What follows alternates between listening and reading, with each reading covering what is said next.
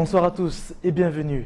Dans votre 19h ce soir, nous parlerons d'écologie avec la prochaine journée nationale de la qualité de l'air, une troisième édition qui se déroulera le 20 septembre prochain sur la place de l'ancien marché à Mamoudzou.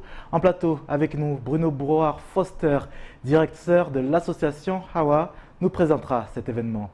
Merci à vous de nous accompagner pour ce dernier journal de la semaine. Voici les titres de votre JTM. Depuis lundi, l'intersyndicale au conseil départemental réclame une rencontre avec le président. Elle a pris forme ce matin afin qu'un accord soit trouvé en ce qui concerne les 4 points de revendication. Mais les discussions sont loin d'être simples et un sujet fait pour leur blocage. Le point en ouverture de votre journal. La mairie de Pamandzi souhaite aménager son front de mer.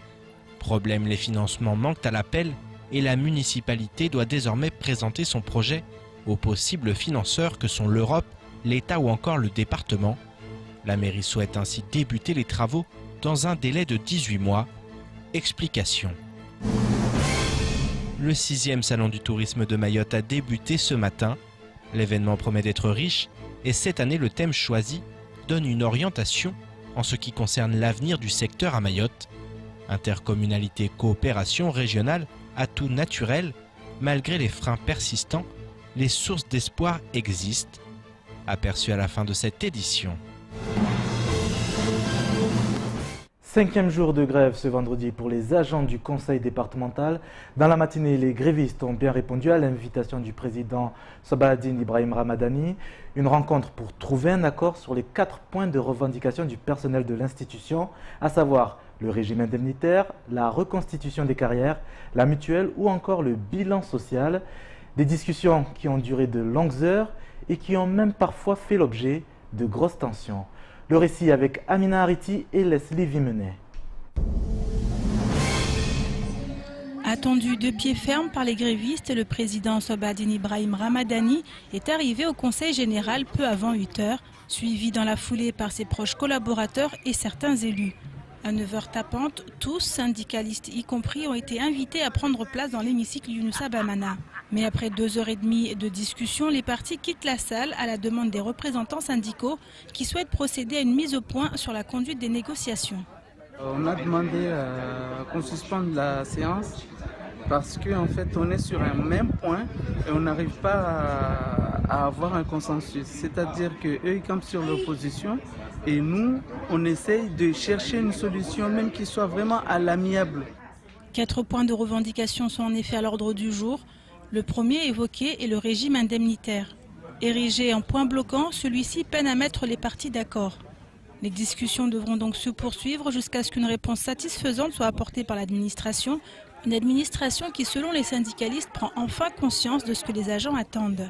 On est sûr que l'administration a compris qu'il avait mal compris et que là, les choses sont en train de s'arranger et nous espérons qu'on aura un accord sur ce premier point qui est vraiment le point essentiel et bloquant.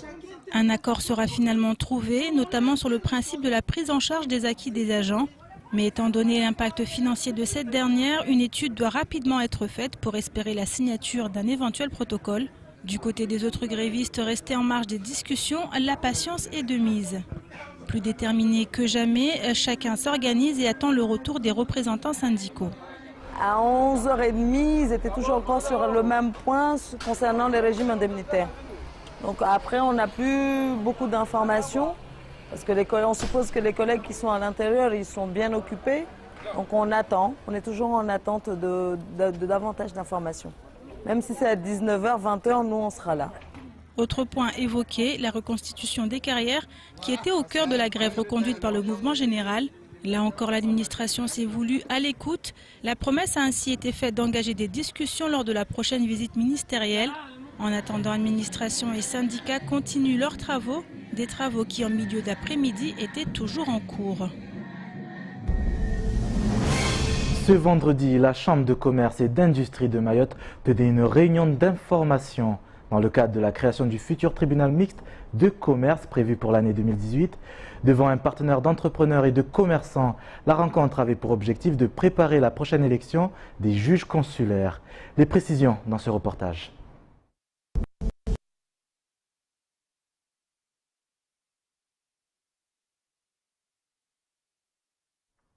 Alors, petit souci, on reviendra dans ce sujet dans pas longtemps. Mais pour le moment, direction la Petite Terre où un projet de grande ampleur se prépare, celui de la protection du quartier résidentiel du Vieux Pamandzi, fortement touché notamment par le cyclone Hélène en 2008. Et contre ces phénomènes naturels, le maire de la commune souhaite entreprendre des travaux de renforcement, à commencer par le front de mer. Plus de précisions dans ce sujet de Bastien Sabouret. La mer est un espace de rigueur et de liberté, écrivait Victor Hugo. Mais pour que la mer reste un plaisir, il faut également être rigoureux à terre. La digue de Pamandzi participe à la protection du quartier résidentiel du Vieux Pamandzi.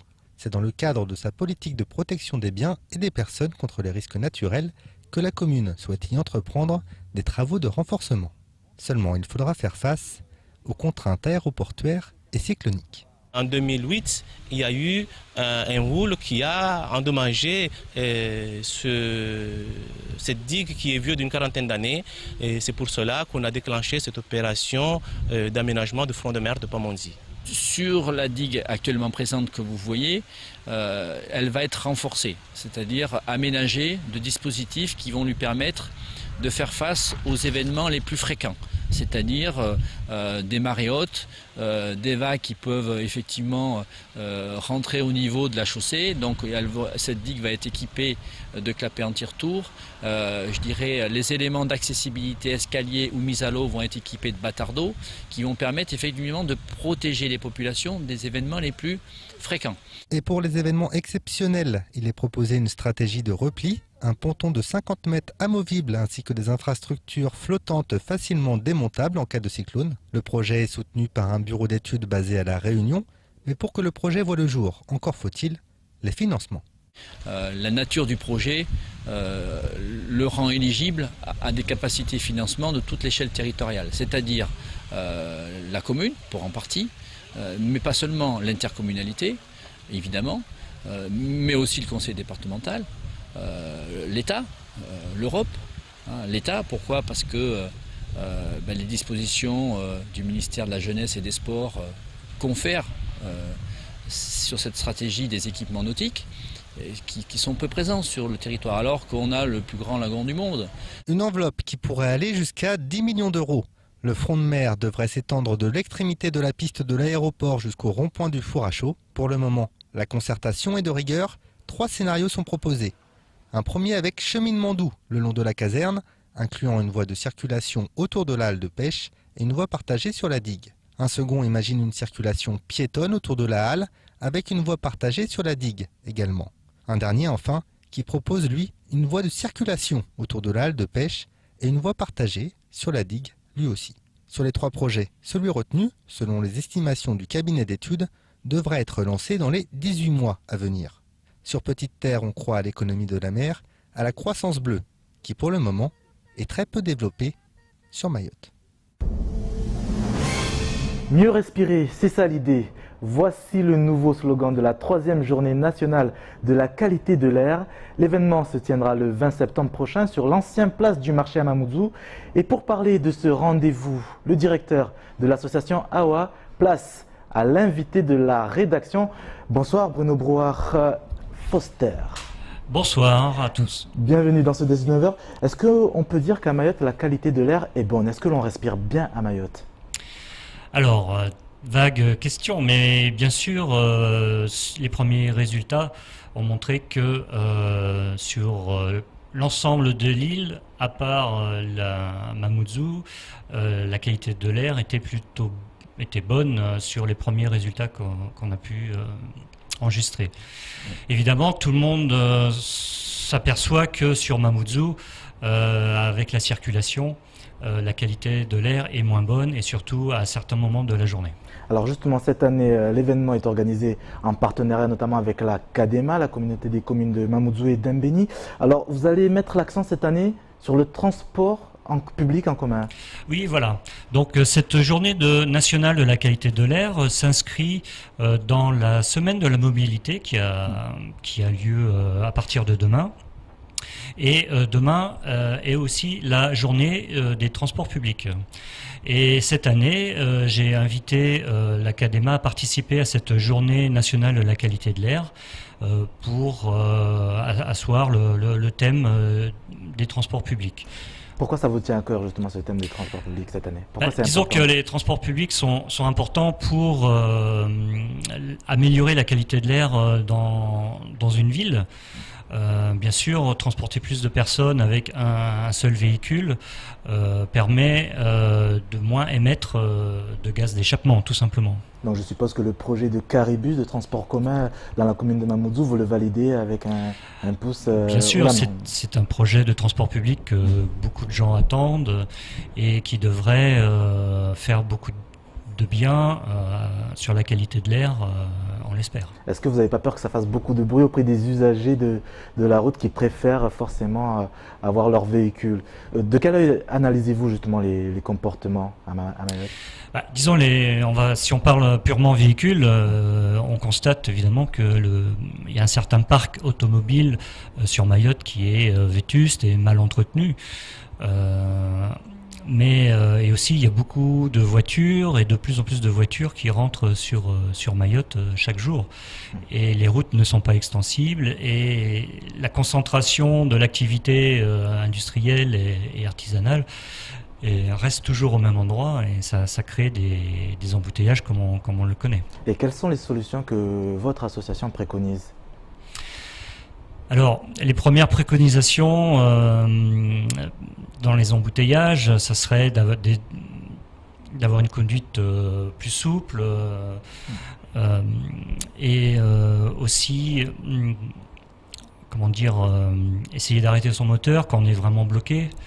On connaît maintenant des voitures qui ont des systèmes de stop and go, et donc ça permet de moins émettre de gaz d'échappement. Alors revenons sur cet événement qui aura lieu le 20 septembre prochain. Quel sera le programme? Comment ça va se dérouler exactement? Alors, donc toute la journée, nous serons présents donc, aux côtés d'autres participants, comme les naturalistes de Mayotte, Mayotte Nature Environnement, l'ARS aussi, qui participe, qui va bien sûr travailler dans un proche avenir sur le thème de la qualité de l'air. Et quel sera l'objectif?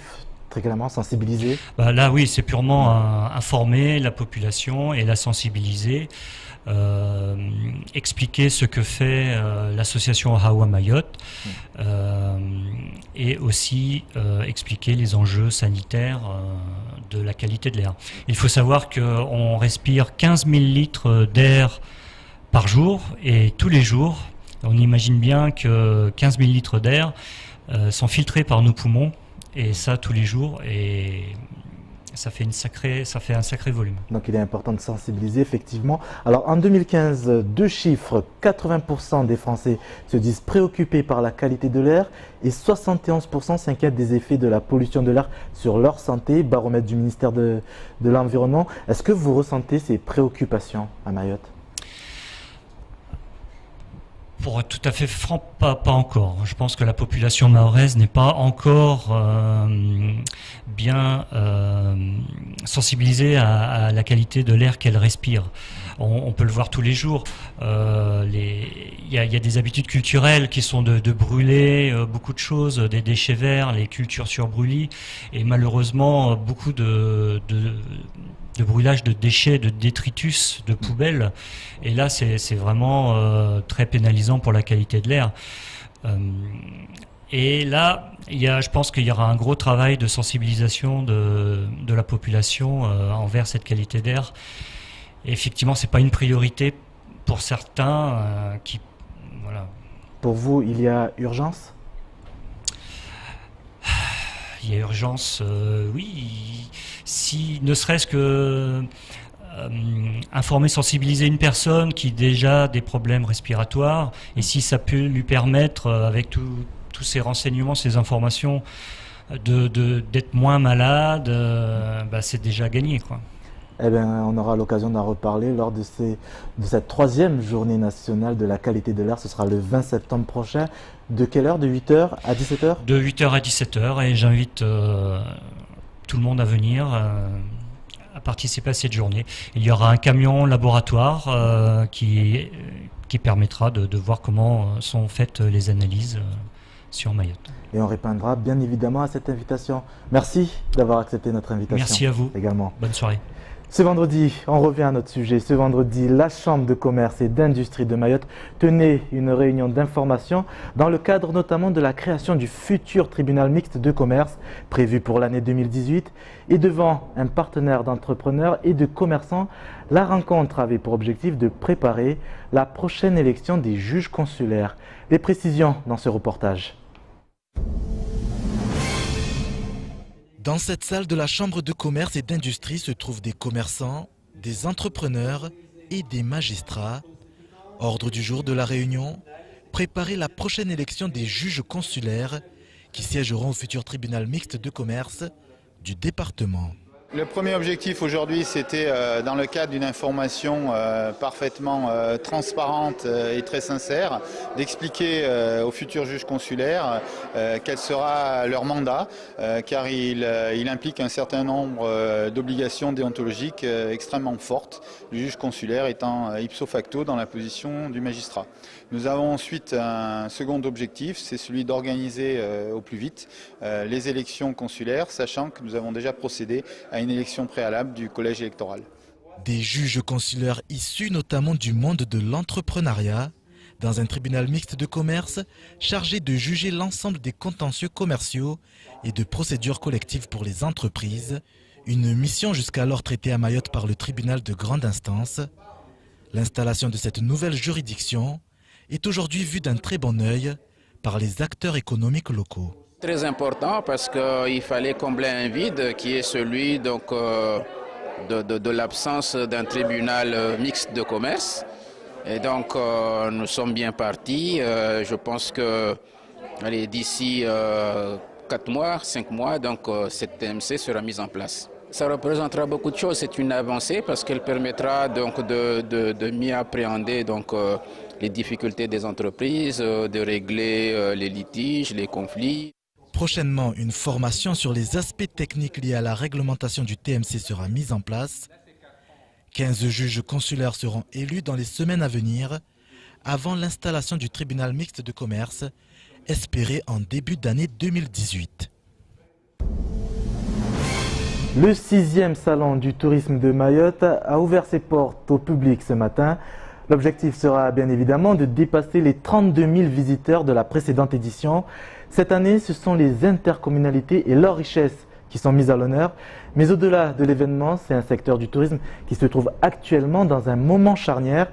Et malgré les difficultés, les acteurs mettent tout en œuvre pour booster le secteur. Pierre Bellucci et Leslie Vimenet. La 6e édition du Salon du tourisme a ouvert ses portes ce matin. Pour le directeur du CDTM, Michel Ahmed, cette année, le thème a été minutieusement choisi pour permettre au secteur de s'épanouir grâce à la collaboration de chacun.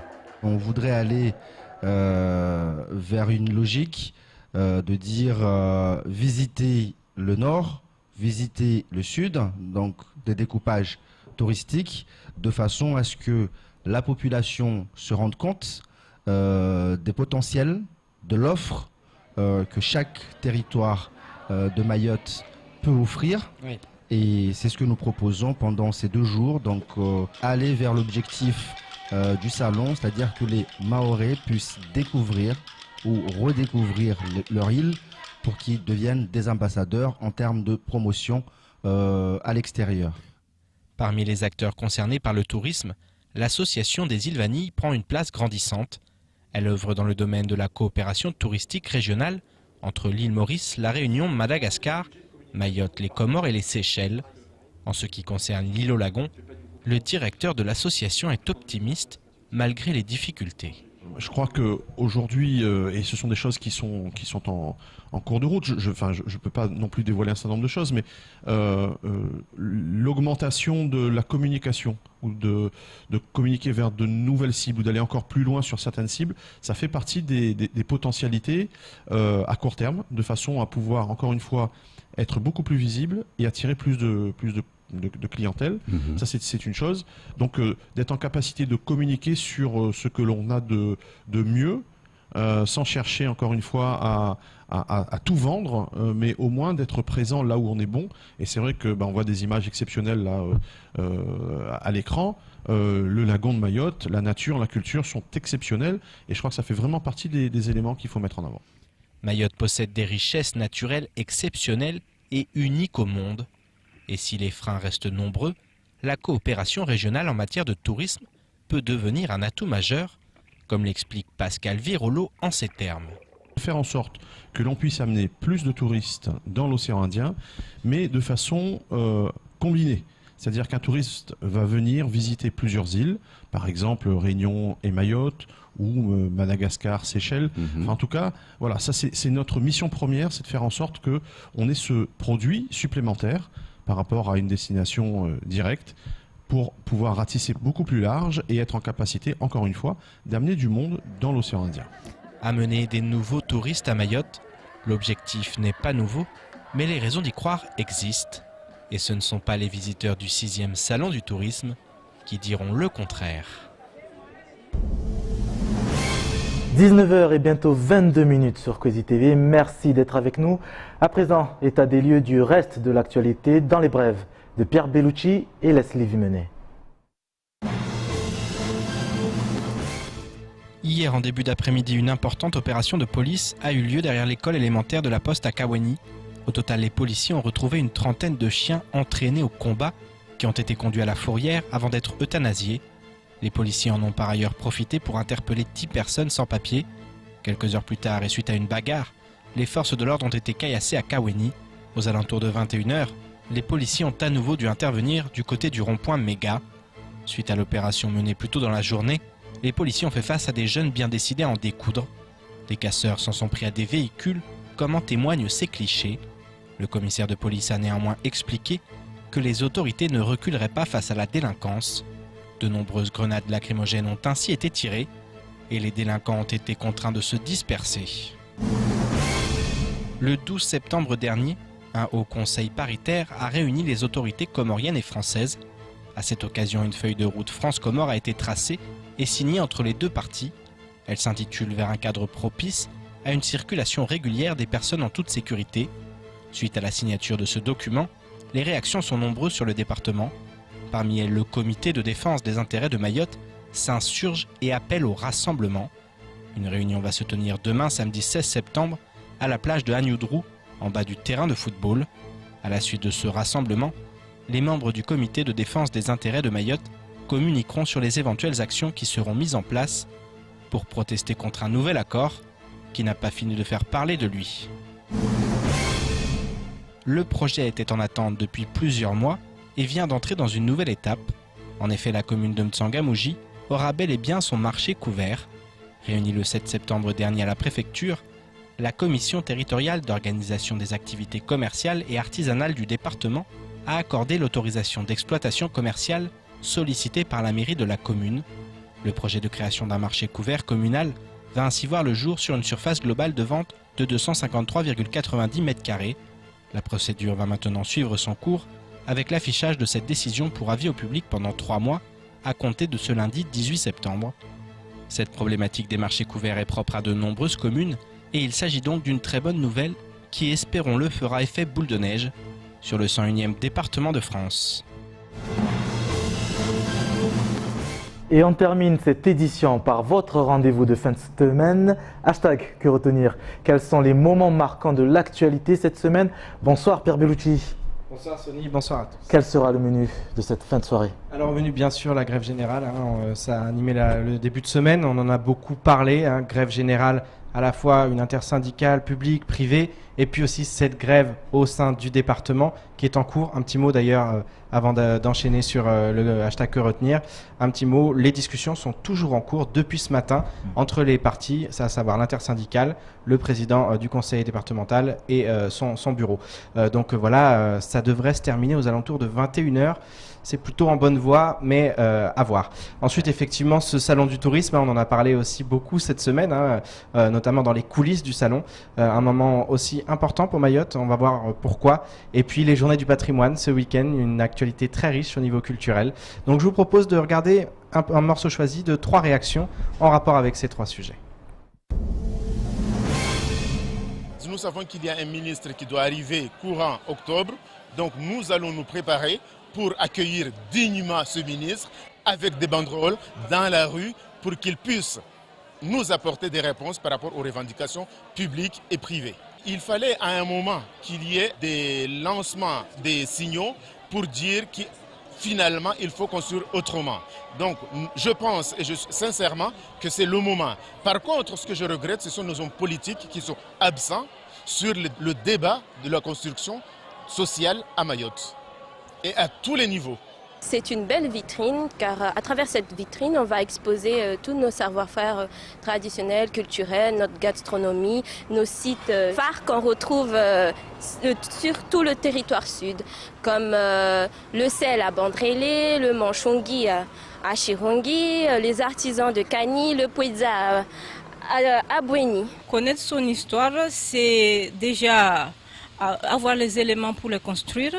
Construire son histoire permet de s'ancrer sur un territoire et à partir de cet ancrage, on peut construire le territoire plus tard. Parce que si on n'a pas les éléments pour construire le territoire, ni comment être un citoyen, comment peut-on s'impliquer sur la construction d'un territoire.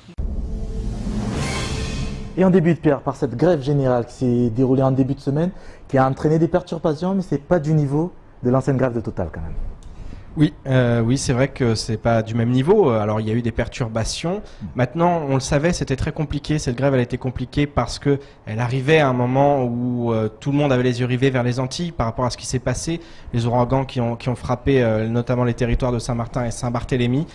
Donc effectivement, c'est vrai que c'était compliqué. Elle était nationale aussi cette grève, donc il y a eu cette problématique de ces revendications qui arrivait dans une masse de revendications. On sait que c'est difficile de se faire entendre à Mayotte lorsqu'il y a des grèves qui sont isolées. Alors là, lorsqu'on s'inscrit dans un mouvement national, même si la grève est allée au-delà, puisque mercredi, les manifestants, l'intersyndicale était encore en mouvement. Ça s'est arrêté. Qu'est-ce qu'il faut retenir? Je crois qu'il faut retenir qu'il y a une forte mobilisation, mais que les syndicats ont fait le choix d'arrêter là. Et je pense que c'était aussi dans leur intérêt parce que ça allait être compliqué. Quand même noter que la CGTMA, elle, sera à nouveau en grève ce lundi puisque elle ne suit pas les autres syndicats. C'est aussi l'autre information, c'est qu'au niveau syndical, cette intersyndicale, elle est un peu bancale, ils ont du mal à s'entendre, c'est pas nouveau, ça fait déjà des années que ça dure et ça c'est aussi un autre problème. On dit souvent les élus doivent être unis, les syndicats s'ils veulent obtenir gain de cause, sans cette union c'est très très compliqué. À suivre cette semaine, dès aujourd'hui, avec l'ouverture du salon de tourisme, un salon qui sera très suivi par l'ensemble de la population et nous-mêmes à Cozy. Tout à fait, un salon très suivi. On a eu le salon de l'artisanat et des métiers, le forum. C'était un moment important, il y a eu beaucoup de monde, c'était un bel événement. Là, on a le salon du tourisme qui s'enchaîne finalement dans la foulée. Cette question du tourisme, elle est très très importante, on ne cesse d'en parler.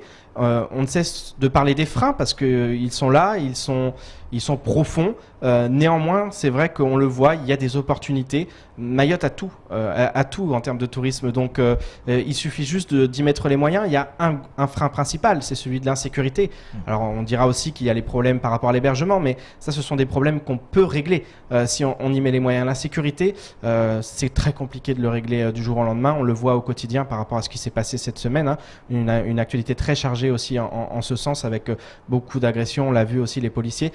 Donc je pense que ce secteur, il a vraiment de l'avenir et on le voit aussi, il y a une motivation d'aller vers l'avant et d'impliquer tout le monde et ça c'est important. On l'a vu, Michel Hamed l'a dit dans le reportage, il souhaite un peu changer aussi la stratégie en faisant des sortes de parcours par zone, par secteur, le nord, le sud, le centre. Et ça, je pense que c'est très très intéressant. Il faut aussi réfléchir comme ça. Et c'est avec cette réflexion, c'est avec cette volonté que ça va fonctionner parce que je reste persuadé que Mayotte a tout pour accueillir énormément de touristes à l'avenir. Des touristes qui seront sans doute séduits par nos patrimoines avec cette journée, cette 6e journée européenne du patrimoine dans le département. Oui, effectivement, autre sujet important qu'il faut retenir parce que Là, vraiment, cette année, le département a mis le paquet sur ces journées du patrimoine. On a reçu hier des invités qui en parlaient. On a mis le paquet et je pense que c'est très important, comme au niveau des archives départementales, on l'a entendu, cette dame expliquait qu'il faut connaître son histoire aussi pour avancer l'avenir, pour essayer de l'appréhender. Et justement, ces journées du patrimoine, elles rappellent aux uns et aux autres, et aussi elles ont été créées pour être fédératrice pour que les enfants mais aussi les adultes puissent y participer et ça va être vraiment des beaux événements aux 4 coins de l'île en plus. Il va y avoir beaucoup de choses à faire donc c'était aussi important de le mettre en avant, d'en parler et on invite tout le monde à se rendre à ces journées du patrimoine parce qu'il y a vraiment de quoi voir et de quoi faire. Et nous serons les premiers justement à visiter de ce charme à Mayotte. Merci Pierre pour ce hashtag que retenir. Merci à vous également pour votre fidélité. Fin de ce journal. Dans un instant, la suite de votre programme sur Kwezi. Retour de l'information lundi dès 6h avec la matinale de Kwezi. Je vous retrouve à 19h pour un nouveau chapitre de votre actualité. Très bonne soirée à tous.